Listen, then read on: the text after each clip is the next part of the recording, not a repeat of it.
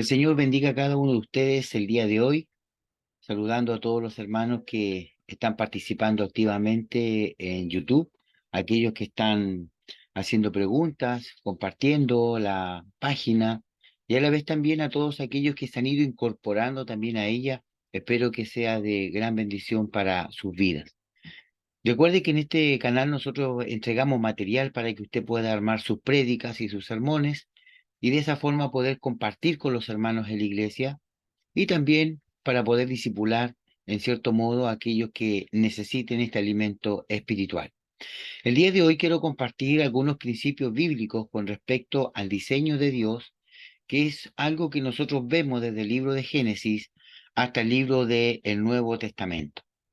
Y para esto nosotros nos vamos a valer de cómo Dios hace las cosas, de cómo Dios, cierto, se preocupa de poder, en cierto modo, mostrar el plan que Él tiene para todas las cosas que son creadas. Ya, es decir, cuando Noé construyó el arca, cuando Moisés construyó el tabernáculo, todas las cosas que Dios crea tienen un diseño. Todas las cosas que Dios crea tienen una forma y una estructura. No hay nada dejado al azar, sino que todo está planeado, todo está ordenado, calculado para que todo funcione correctamente conforme a la voluntad del Señor. Y quiero compartir el día de hoy este texto que para mí es fundamental, que es Génesis 6:13, donde dice el texto: dijo pues Dios a Noé, he decidido el fin de todo ser, porque la tierra está llena de violencia a causa de la maldad. He aquí que yo lo destruiré con la tierra. A todo lo que él había creado lo va a destruir con la tierra. Y hazte un arca, dice el Génesis 6:14, de madera de gofer, harás aposentos en el arca, es decir, habitaciones, y la calafatearás con brea por dentro y por fuera. Entonces vemos acá nosotros que esta es la instrucción que Dios le da a Noé para que pueda construir el arca. Sabemos nosotros que en el desierto donde estaba Noé no llovía, no había mar. Por lo tanto, que hubiera un diluvio, que fuera una lluvia, era prácticamente imposible. Y mucho más o mucho menos si nosotros pensamos de que iba a morir toda la vida creada hasta ese momento. Entonces era algo como imposible para Noé saber cómo construir un arca, un bote, lo que sea, porque él no construía nada. Él en el desierto vivía, ¿cierto? Como pastor, como ganadero, pero no era constructor de naves ni de nada especial. Pero acá el texto dice de que Noé recibió la orden de Dios para construir algo que nunca había hecho, pero el Señor le dio las ordenanzas, le dio los lineamientos, las directrices como él tenía que hacerlo, sin apartarse del diseño que Dios estaba estableciendo en él.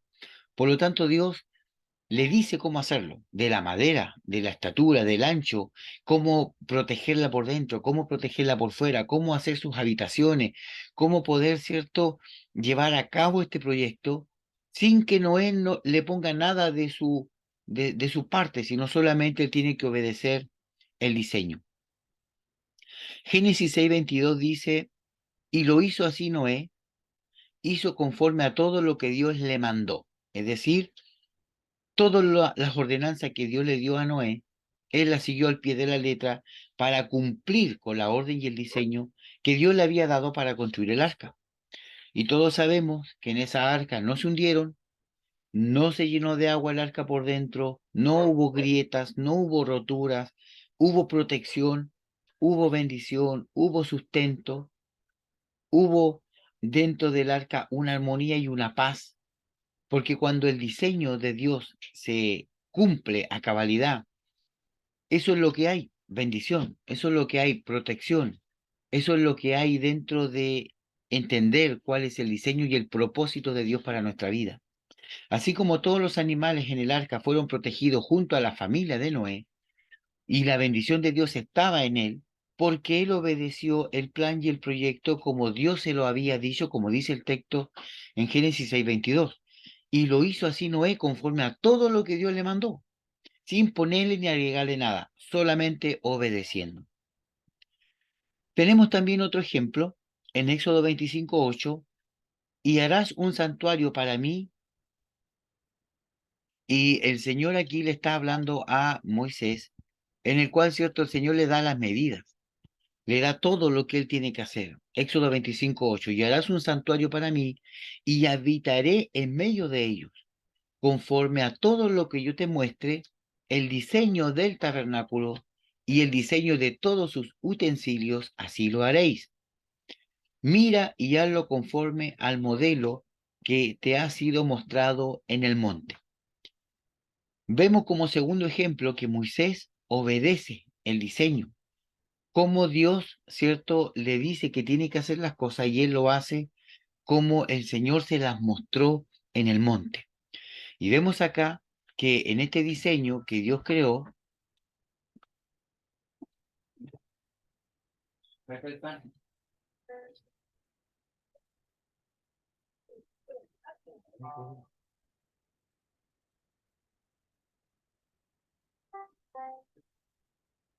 la idea es que va a vivir, como no voy a dar más problemas. Si el pan quedó blanco y la vaca está blanca.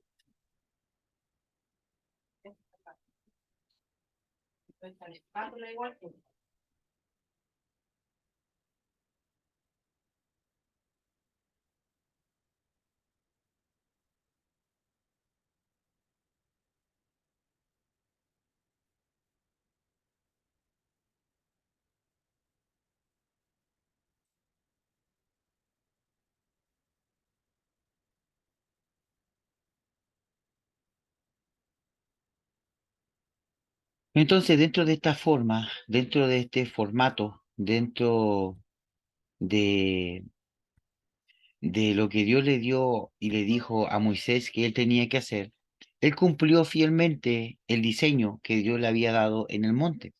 De esa forma, dice el texto 25:40, lo hizo Moisés conforme a lo que Dios le había mostrado en el monte.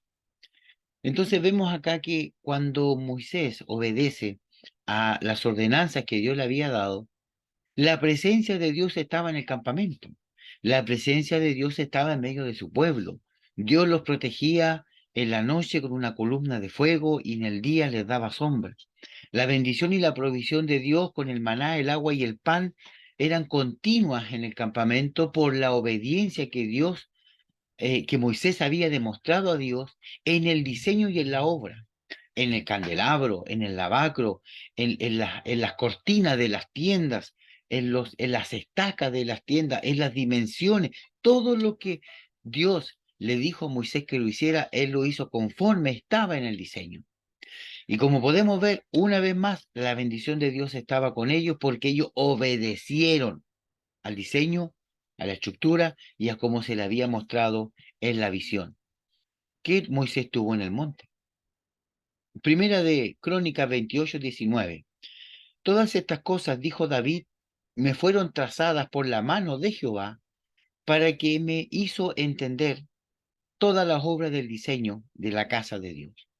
En este texto de Primera de Crónicas 28:19, David ya está en sus últimos días muriendo, ¿cierto?, en su palacio, y llama a Salomón y a su esposa, ¿cierto? Y él le explica esto a Salomón para que él pueda construir el templo, porque David no lo podía construir porque tenía sus manos con sangre. Por lo tanto, Salomón construye el templo y le dice estas últimas palabras. Todas estas cosas, dijo David, me fueron trazadas por la mano de Jehová. ¿Cuáles son todas esas cosas? Todo el texto que aparece en Primera de Crónicas 28:19. Yo solamente estoy tocando el verso 19. Todas estas cosas, dijo David, me fueron trazadas por la mano de Jehová, que me hizo entender toda la obra del diseño del templo.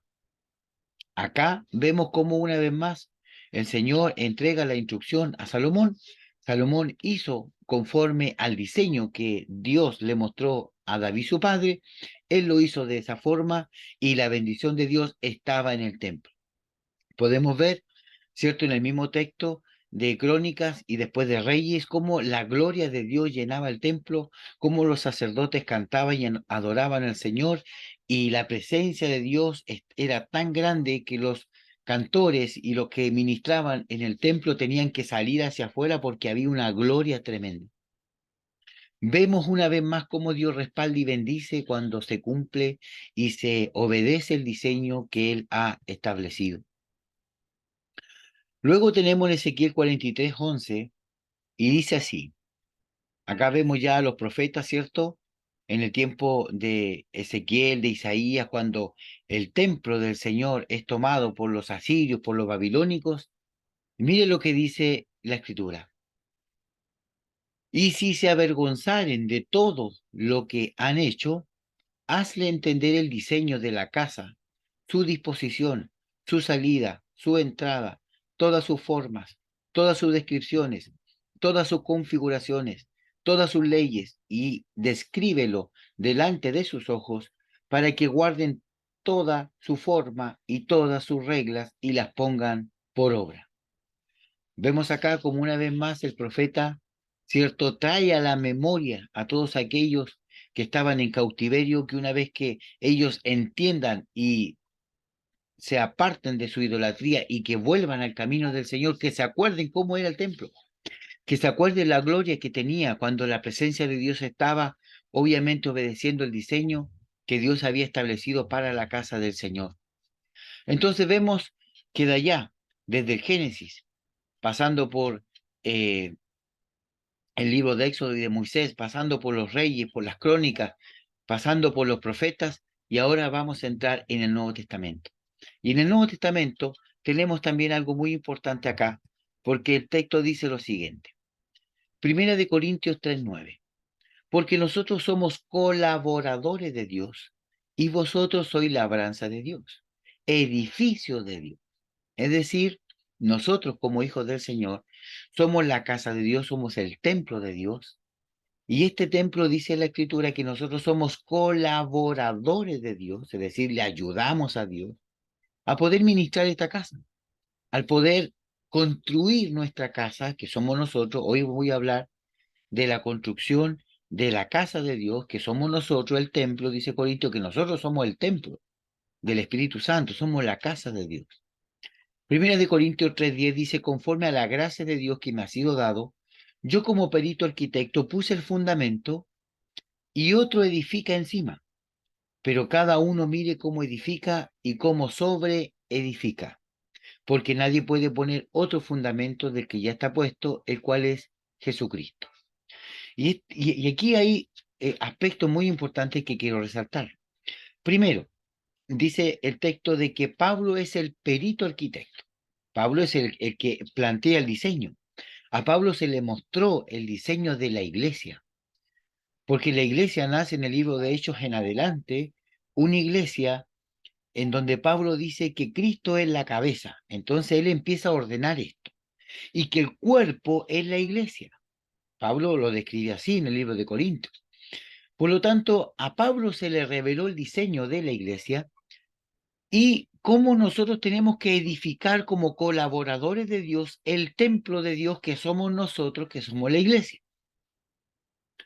Entonces, entendiendo esto, si Dios fue celoso con la obediencia de los antiguos para la edificación, para la construcción del diseño y el plan de Dios en cualquiera de las áreas que sea construyendo un arca, sea construyendo un candelabro, una carpa, una tienda, unas cortinas, sea lo que Dios le mande a hacer, tiene que ser apegado al diseño correcto. Y en el Nuevo Testamento, la iglesia tiene un diseño. La iglesia de Cristo tiene una forma, una estructura. Y es ahí donde yo quiero poder entrar a reflexionar un poco. La Escritura dice que Pablo como arquitecto, él entrega el plano y el diseño que le fue dado por Dios. Dice que él fue al tercer cielo y vio cosas inefables. Y él entendió muchas cosas que después le escribe en las cartas y son explicadas a las iglesias para que nosotros también entendamos y seamos edificados. Por lo tanto, dentro de ese plan y dentro de ese diseño divino, Pablo dice, cuando vosotros os reunís, cuando usted se junta como iglesia, como eclesía, cuando usted se junta como eclesía, ¿trae alguna oración?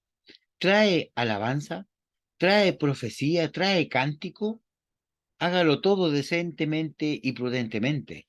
Es decir, Pablo nos enseña como primer principio que a la eclesía yo voy a dar oración, cántico, ministración, profecía. Yo voy a dar adoración a mi Dios y no solamente a recibir. Hay hermanos que van a la iglesia solamente a recibir. Ellos se sientan en la banca a ver qué predicador viene, qué palabra trae, cuáles son las alabanzas, y yo voy a recibir lo que Dios tiene para mí. Pero el principio original del diseño de Dios es que uno va a la iglesia a dar adoración, oración, profecía, palabra, cumplimiento, ministración. Uno va a dar, y si a Dios le place, dentro de su misericordia, tocar, bendecir, llenar su vida, es solamente soberanía de Dios. Pero nunca un culto va a ser malo o va a ser poco espiritual si yo voy a dar, porque como yo voy a dar, yo soy un participante de este culto a Dios, yo soy un participante de todo lo que el diseño del culto, cuando se reúnen, cantan, lloran, yo soy un participante más, no soy una persona que va solamente a ver qué me cae, qué me toca, o si alguien me habla, o si me llena. Porque si usted va con esa perspectiva, jamás va a encontrar una iglesia hermosa. Siempre le va a faltarle algo. Pero cuando usted va a dar, la perspectiva del servicio del culto cambia, porque usted va con otra disposición. Ese es parte del diseño que Dios le entrega a Pablo para los hermanos en la iglesia. Como segundo factor, la iglesia dice que es el templo donde habita el Espíritu. Si usted y yo somos el templo, somos la habitación de Dios, porque la Escritura dice, si el Espíritu que resucitó a Cristo de los muertos mora en vosotros, y ese es el Espíritu Santo. Si ese poder y esa gracia mora y vive dentro de usted, ¿usted va a la iglesia a recibir o usted va a dar? Cuando usted da dentro de la iglesia, es indudable que usted también va a recibir, pero nuestra intención primaria tiene que ser el de ir y entregar, el de dar adoración, alabanza, júbilo, oración, profecía, etcétera. Entonces Pablo pone varios alineamientos con respecto al diseño de Dios dentro de la iglesia. Y dice, nosotros como colaboradores de Dios, usted no es dueño de la iglesia, ni el pastor es dueño de la iglesia, ni el jefe, ni el patriarca, sino que somos colaboradores para la edificación del cuerpo de Cristo. Y dentro de esta edificación dice que hay muchos miembros, y cada miembro, ¿cierto?, de este cuerpo de Cristo tiene que ser edificado. Sigamos. Primera de Corintios 3:12. Y si sobre este fundamento alguno edificare oro, plata y piedras preciosas, madera, heno y hojarasca. Entonces sabemos que el fundamento es Cristo. El fundamento es el hoyo, es el orificio que se hace en una construcción para poder edificar un edificio o una torre hacia arriba. Mientras más alta sea la torre que se edifica, más profundo tiene que ser el fundamento. El hoyo que se hace para abajo, la profundidad para poner los cimientos, el cemento, la base, los ladrillos, los fierros para poder construir hacia arriba, mientras más alto sea el edificio, más grande es la profundidad de la excavación. Como principio importante es que nosotros entendamos que Cristo, cuando Él muere, Él dice el libro de Efesios capítulo 4 que descendió a las profundidades de la tierra, al Hades, al Seol. Hasta allá él cavó este fundamento y allá él publicó su victoria de resurrección, quitándole las llaves al enemigo de la muerte y de la vida y llevando cautiva la cautividad de Sión, también lo dice el libro de Pedro. Entonces vemos nosotros como que la profundidad del fundamento, de la excavación que Cristo hizo, llegó hasta el centro mismo de la tierra.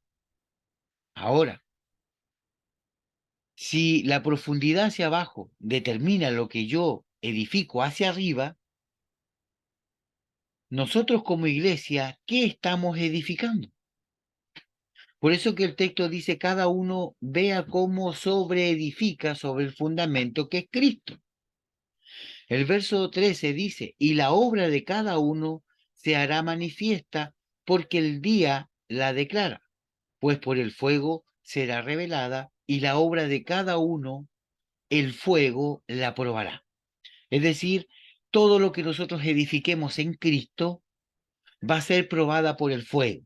Y siempre el fuego se ha tipificado como prueba, como dificultades, como, no sé, tentaciones, enfermedades, todo lo que tenga que ver con la prueba del cristiano tiene que ver con el fuego, porque el fuego prueba de qué usted está hecho.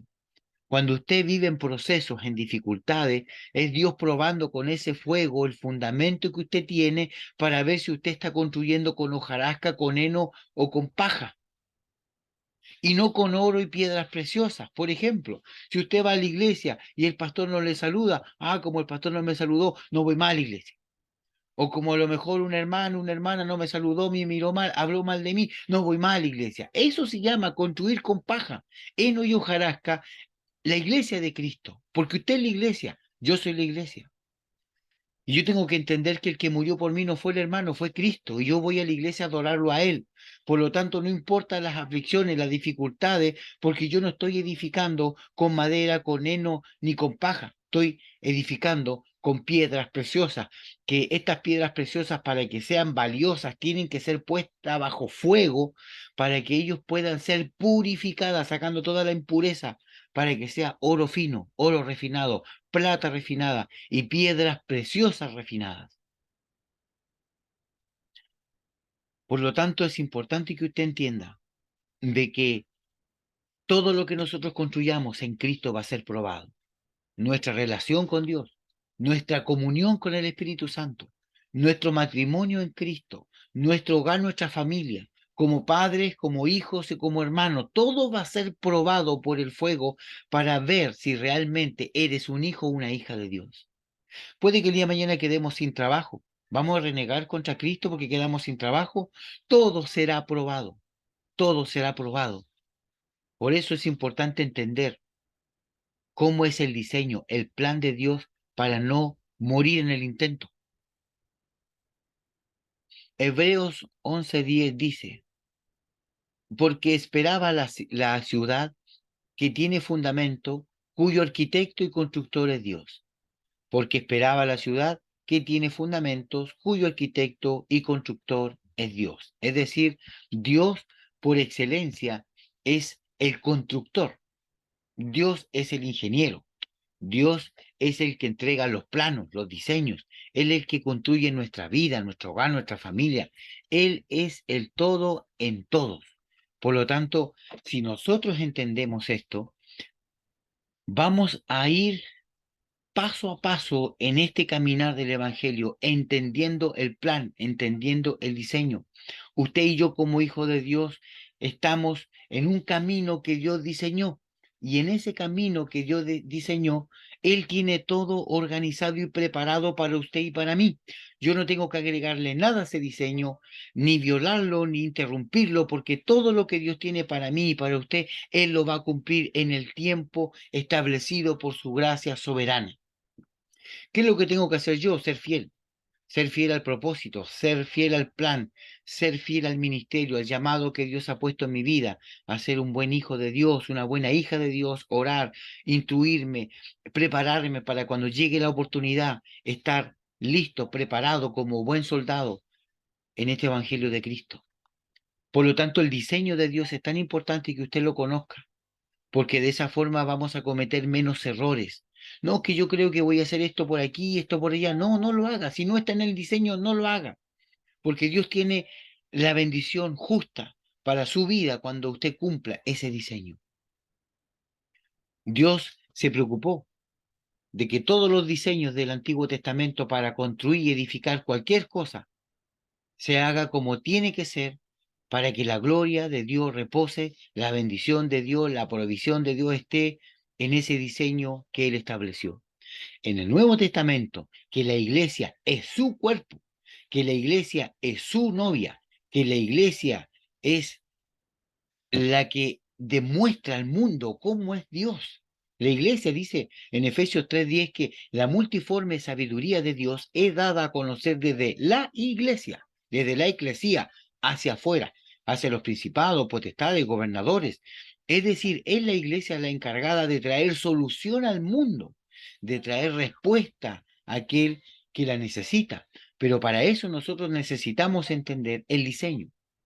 Y para eso necesitamos comprender y entender cómo está establecido este diseño, qué fue lo que Pablo quiso mostrar a través de las cartas paulinas. Yo le puedo dar como tip, como ejemplo, que yo cuando voy al Nuevo Testamento, yo lo veo desde 4 puntos de vista. El primer punto de vista es que yo lo veo como el reino de Dios. Todo el Nuevo Testamento para mí es reino de Dios. Jesucristo vino a predicar el reino de Dios, el reino de los cielos, que es sinónimo, por lo tanto, es importante mirarlo con esos lentes. El segundo lente es la gracia de Dios. Todo lo que ocurre en el Nuevo Testamento es por gracia y Jesucristo es la gracia. Luego tenemos el nuevo nacimiento. Jesús le dice a Nicodemo en Juan capítulo 3 que nadie puede ver ni entrar en el reino si no ha nacido de nuevo. ¿Y cómo nace de nuevo? Tiene que morir y resucitar. Nacer no del vientre natural, sino del espíritu, y todo lo que tenga que ver con el nuevo nacimiento, para mí es importante verlo en el Nuevo Testamento. Y como punto número 4, tenemos, ¿cierto?, el nuevo pacto. Todo lo que él hizo fue nuevo. Ya no hay un sacerdocio arónico, sino un sacerdocio de Melquisedec. Ya no hay leyes escritas en piedra como la de Moisés, sino que la ley está escrita en nuestros corazones con la letra y con el espíritu de vida de Cristo Jesús, en nuestros corazones. Y así podemos seguir viendo. Yo acá tengo una lista que quiero compartir con usted. No la quise poner en el data o en la enseñanza escrita porque igual es bastante larga. Pero quiero leerle yo una parte en donde nosotros podamos entender bien lo que Dios nos ha dado y cómo parte del diseño de Dios tenemos que comprenderlo y entenderlo y estudiarlo para que podamos ser impregnados de la esencia de Cristo. Primero, dice la Escritura que nosotros somos herederos y coherederos con Cristo. Romanos 8:17. Y si yo soy heredero, ¿cuál es mi herencia? No la conozco. Por lo tanto, estamos al debe. Es necesario que usted conozca la herencia para recibir, ¿cierto?, esa heredad que Dios le prometió. Somos herederos y coherederos. Segundo, somos peregrinos, somos pasajeros en este mundo. Primera de Pedro 2:10. Tercero, somos embajadores del reino. Segunda de Corintios 5:20. Efesios 6:20. Somos ministros de un nuevo pacto. Segunda de Corintios 3:6. Somos la esposa del Cordero. Apocalipsis 1:9. Somos el templo de Dios. Primera de Corintios 3:16. Somos hijos de Dios. Romanos 8:16. O sea, no somos creación de Dios, somos hijos de Dios.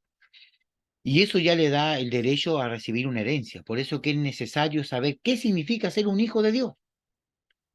Somos piedras vivas, primera de Pedro 2:5, piedras vivas que estamos para la edificación de la casa de Dios. ¿Qué significa ser una piedra viva? ¿Cómo funciona una piedra viva? Todas estas normas, reglas, están dentro del plan y del diseño que Pablo compartió en el Nuevo Testamento, pero que nadie las entiende y nadie las estudia. Por eso yo se lo estoy dando como tip para que usted pueda ir madurando y creciendo. Somos reyes sacerdotes, Apocalipsis 1:6 y 5:10. Somos engendrados y no nacidos de hombre o de mujer, Juan 1:13. Somos salvos, Efesios 2 del 5 al 8. Somos renacidos, primera de Pedro 1:23. Somos carta de Cristo expedita por todos, dice segunda de Corintios 3:3. Somos muertos con Él, es decir, somos muertos y sepultados con Cristo para resucitar en vida nueva. Somos las personas que caminamos sobre este camino angosto, este camino nuevo. Mateo 7:14. Palabra de bendición, Efesios 4:29 y 6:19, porque nosotros somos de bendición donde quiera que vayamos. Y nosotros tenemos dones. Dios nos ha dado dones. Estudiar los dones, los 7 dones del Padre, los 9 dones del Espíritu, los 5 dones del Hijo. Estudiarlos, desmenuzarlos, entenderlo. Todo esto tiene que ver con el diseño de Dios. Todo esto tiene que ver con la estructura y la base del Nuevo Testamento. Por eso espero que esta enseñanza pueda ser de gran bendición para su vida y de esa forma usted pueda edificar a muchos hermanos, muchas vidas y podamos entender el diseño para que la bendición de Dios esté en nuestra vida, para que nosotros podamos ser llenos de la plenitud de Cristo y que siempre vivamos en victoria. De aquí me despido. Muchas bendiciones y espero que esto les sirva para sus vidas. Bendiciones, nos vemos en el próximo video.